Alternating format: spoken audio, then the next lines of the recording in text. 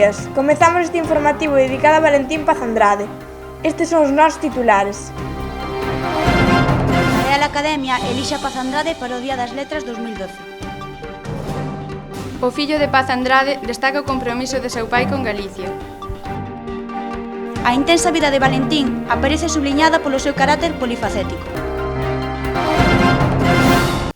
Valentín Paz Andrade é a figura á que a Real Academia Galega decidiu dedicarlle o Día das Letras neste ano 2012. Infórmanos dende a sede da Academia, na Rúa Tabernas da Coruña, Iria Gómez. Efectivamente, Laura, o plenario da Real Academia Galega, reunido o pasado 4 de xuño, acordou dedicar o Día das Letras Galegas de 2012 a Valentín Paz Andrade, que ingresou nesta institución no ano 1978 cun discurso sobre a galecidade na obra de Guimarães Rosa. Tanto familiares como estudosos valoraron moi positivamente este recoñecemento. Pois o primeiro que sentín e que sentiu a miña familia pois foi satisfacción, foi gratitude e foi alegría. Todo ese conxunto de sentimentos ven ademais dado porque o elixe unha academia, unha Real Academia renovada, con unha xente pois moito máis dinámica, unha xente moi activa, unha xente pois que realmente ten unha visión distinta do que foi noutras épocas a propia Real Academia, non? Polo tanto, eu penso que acertaron. É a min difícil dicilo en canto que son o fillo do homenaxeado, pero tamén penso que acertaron porque danse unha chea de coincidencias. Estamos nun ano de austeridade ou nun tempo dramáticamente austero, nun tempo de economía, nun tempo de sobriedade, e todas esas cualidades pódenselle aplicar tamén a meu pai. Meu pai foi un home pois sobrio, foi un home que estudou e que se preocupou pola economía, e foi un home moi austero pois na súa vida, moi austero nos seus modales, moi austero pois no seu trato, pois tamén foi un home moi comedido. Polo tanto, hai unha chea de circunstancias tanto ambientais como creo que sustanciais que aconsellan ou que xustifican esta distinción e que a nos pois alegranos moito. Para min é un acerto, sobre todo por unha razón, a marxe de todos os méritos, digamos, de carácter cultural que poidan reunirse na figura de Paz Andrade.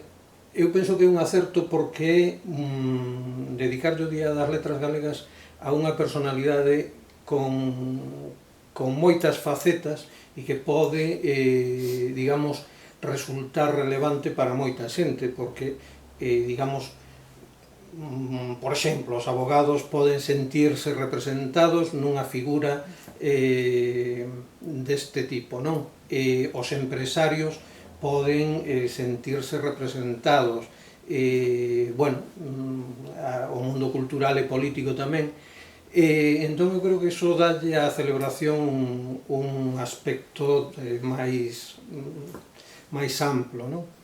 E penso que é importante, porque non poucas veces resulta difícil para o común da xente que non estea metida no mundo da cultura que se valore excesivamente o traballo dunha persoa pois, con un reducido número de poemas. Con independencia da súa trascendencia literaria, para un empresario pouco dado á lectura, soalle extraño, e, bueno, por que se valora tanto este traballo? En cambio, con Valentín eu creo que ninguén pode discutir que hai moitísimos eidos nos que salientou e nos que fixo un gran traballo. Paz Andrade naceu na parroquia de Lérez, no Burgo Pontevedrés, no ano 1898. Dende a súa casa natal infórmanos Xulia Gil. Valentín Paz Andrade naceu nesta casa de Lérez o 23 de abril de 1898. A súa casa está xusto a caronda do seu tío Xoán Bautista Andrade, poeta que hoxe dá nome a esta rúa e que foi unha das persoas máis influentes na vida do noso escritor. Foi el que o inclinou cara a literatura e tamén que lle presentou a Castelao. Moi cerca deste lugar, no mosteiro de Lérez, residiron dous persoeiros que compartiron con Paz Andrade a defensa da lingua galega, o padre Feijóo e o padre Sarmiento.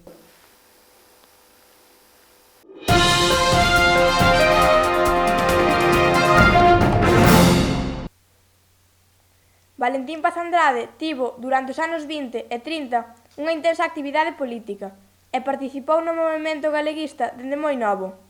En Santiago foi elexido presidente do Grupo Autonomista Galego de Estudantes, próximo ás Irmandades da Fala, que tiña a súa sede na Rúa Nova.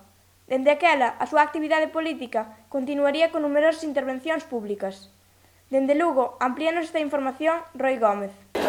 Así é, Laura, aquí, no Hotel Méndez Núñez, celebrouse a primeira Asamblea Nacionalista convocada polas Irmandades da Fala en 1918. Isto supoñía que o movimento galeguista deixaba atrás o regionalismo. Na segunda Asamblea celebrada en Santiago, xa Valentín Paz Andrade participara como orador. Anos máis tarde, tras a fundación do Partido Galeguista, Valentín Paz Andrade participou en varios actos nesta cidade.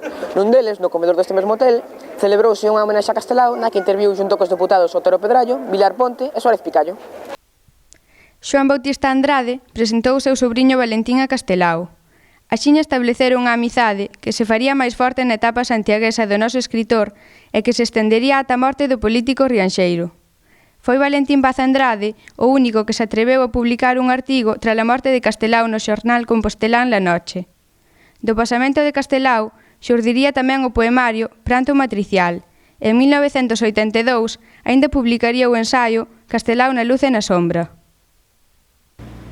Cando eu era mozo, ninguén sabía quen era Castelao. Que curiosísimo. Hai cousas que eu escoitei repetidamente na miña casa e que naquel momento non entendía e agora, pois, pouco a pouco foron tomando forma e foron tomando corpo.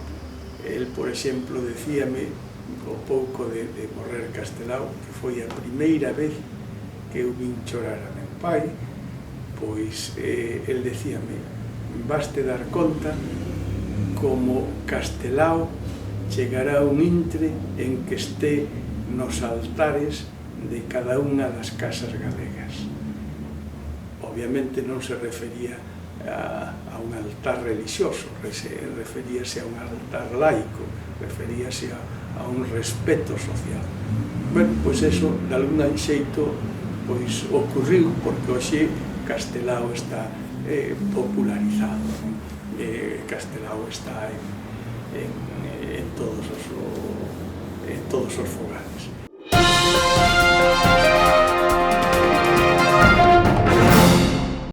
A vocación xornalística de Valentín Paz Andrade xurdiría sen del moi novo, cando comezou a publicar os seus primeiros artigos nun semanario de Pontevedra. Logo, sendo xa estudante en Santiago, foi colaborador do xornal coruñés El Noroeste, pero o seu grande proxecto xornalístico nos anos 20 foi o diario Vigués Galicia, que el mesmo dirixiu e ao que incorporou a Castelao, Blanco Torres e Otero Pedrallo. A actitude belixerante do Galicia contra a dictadura de Primo de Rivera levaron a Valentín ao cárcere, hoxe edificio do Museo de Arte Contemporánea de Vigo. Valentín seguiría colaborando en distintos xornais e revistas con artigos de carácter económico ou político, como que viu a luz en El Pueblo Gallego o día do plebiscito do Estatuto de Autonomía de 1936, titulado Autonomía, Fe Civil. Un caso singular é o de Industrias Pesqueras, a revista coa que colaborou dende a súa fundación en 1927 e que dirixiu dende 1942. Ininterrumpidamente, dende 1927, pasou pois a ditadura de Primo de Rivera, a Segunda República, a Guerra Civil, a ditadura de Franco, hasta hoxe, saindo cada 15 anos. Por lo tanto, é a única testemunha que hai da industria pesqueira española, dende logo, e tamén en gran medida da industria pesqueira europea.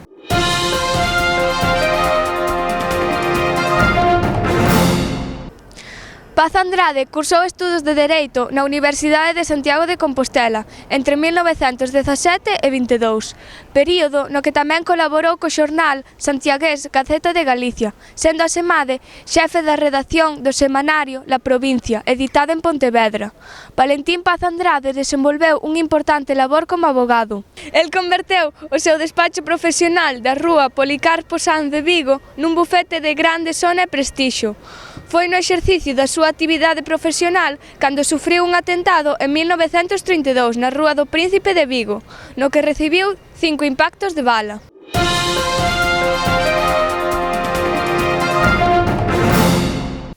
Paz Andrade traballou como técnico para asuntos pesqueiros da FAO, a Organización das Nacións Unidas para a Alimentación e a Agricultura, o que o levou a viaxar por diversos países europeos e americanos.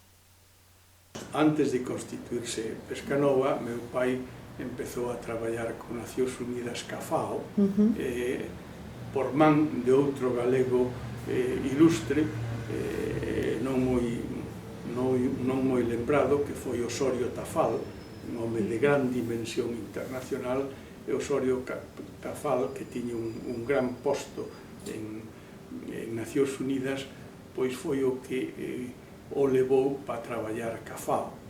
Daquela non o deixaban sair, porque non lles gustaba que meu pai tomara contacto ca galeguidade do exterior, a galeguidade do exilio, os exiliados de México, de Buenos Aires, de Uruguai. A cousa, en algún momento, puxose tan dura que lle retiraron o pasaporte, non lle daban a renovación do pasaporte. E por mediación do Osorio Tafal, Nacións Unidas deulle un pasaporte internacional, que daquela existía precisamente por motivos políticos, que era unha especie de pasaporte universal, co cual sí se podía visitar os países sin visados e podía el salir e entrar de España sin ter que ter pasaporte español.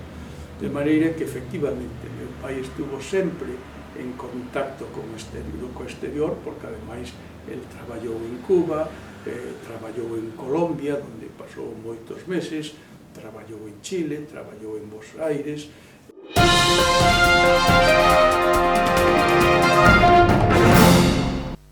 As actividades empresariais de Valentín Paz Andrade están vencelladas ao Grupo Pescanova, fundado en Vigo en 1960 polo seu amigo José Fernández, e da que o propio Valentín foi vicepresidente.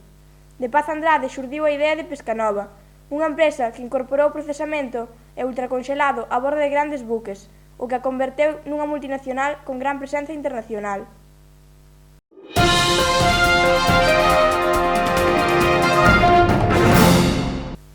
Ao final da ditadura franquista, Paz Andrade retomou a actividade política na primeira liña, formando parte da Xunta Democrática e da Comisión Negociadora da Oposición, representando a Galicia. Tamén foi elexido senador por Pontevedra en 1977. En todas estas frontes defendeu a autonomía para Galicia, tal como xa fixera durante os anos 30. O pasamento de Valentín Paz Andrade ocorreu o 19 de maio de 1987.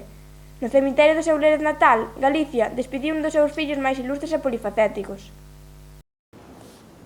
Eu creo que precisamente meu pai foi, de algún xeito, un adiantado ao seu tempo. Meu pai, que foi un home con profundas creencias e profundo compromiso con Galicia. Galicia para meu pai foi máis que unha